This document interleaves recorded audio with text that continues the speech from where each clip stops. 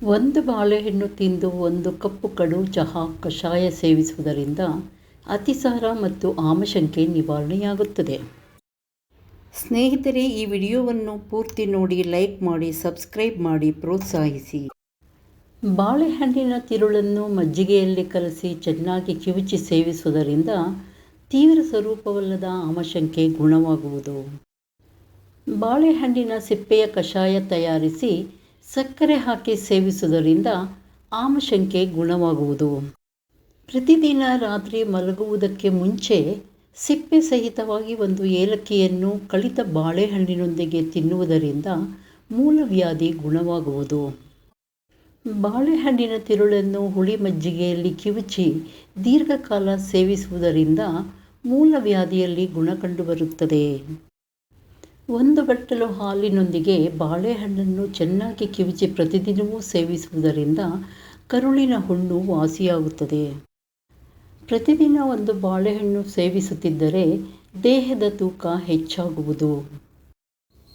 ಚೆನ್ನಾಗಿ ಮಾಗಿದ ರಸಬಾಳೆಹಣ್ಣಿನೊಂದಿಗೆ ಅರ್ಧ ಟೀ ಚಮಚ ಕಾಳು ಮೆಣಸಿನ ಪುಡಿಯನ್ನು ಚೆನ್ನಾಗಿ ಮಿಶ್ರ ಮಾಡಿ 3 ಸಮಭಾಗವಾಗಿ ಮಾಡಿಕೊಂಡು 3 ಬಾರಿ ಸೇವಿಸಿದರೆ ನೆಗಡಿ ಮತ್ತು ಕೆಮ್ಮು ನಿವಾರಣೆಯಾಗುತ್ತದೆ.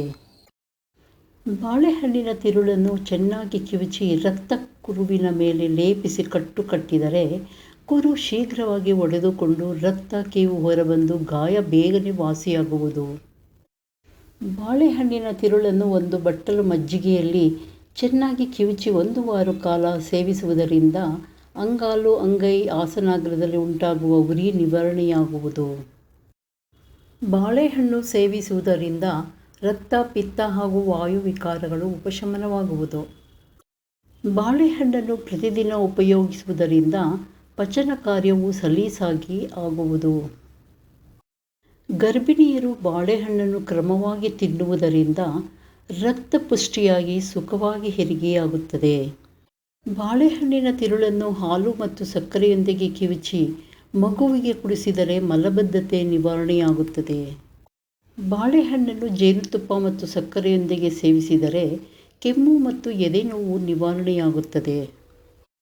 ಬಾಳೆಹಣ್ಣಿನ ತಿರುಳನ್ನು ಹುಣಸೆ ಹಣ್ಣಿನೊಂದಿಗೆ ಬೆರೆಸಿ ತಿನ್ನುವುದರಿಂದ ಮಲಬದ್ಧತೆ ನಿವಾರಣೆಯಾಗುತ್ತದೆ. ಬಾಳೆಹಣ್ಣಿನ ತಿರುಳನ್ನು ಹಸುವಿನ ಹಾಲಿನಲ್ಲಿ ಚೆನ್ನಾಗಿ ಮಿಶ್ರ ಮಾಡಿ ಅದಕ್ಕೆ ಬಾಳೆ ಹೂವಿನ ರಸ ಸೇರಿಸಿ 60 ದಿನಗಳ ಕಾಲ 1 ಊಟದ ಚಮಚದಷ್ಟು ಸೇವಿಸುತ್ತಾ ಬಂದರೆ ದೇಹದ ತೂಕವು ಕಡಿಮೆಯಾಗುವುದು. ಬಾಳೆಹಣ್ಣಿನ ಸಿಪ್ಪೆಯ ಕಷಾಯ ತಯಾರಿಸಿ ಅದಕ್ಕೆ ಸಕ್ಕರೆ ಬೆರೆಸಿ ಕುಡಿಯುವುದರಿಂದ ಆಮಶಂಕೆಯು ಗುಣವಾಗುವುದು ಹಾಗೂ ಸಲೀಸಾಗಿ ಮೂತ್ರ ವಿಸರ್ಜನೆಯಾಗುವುದು.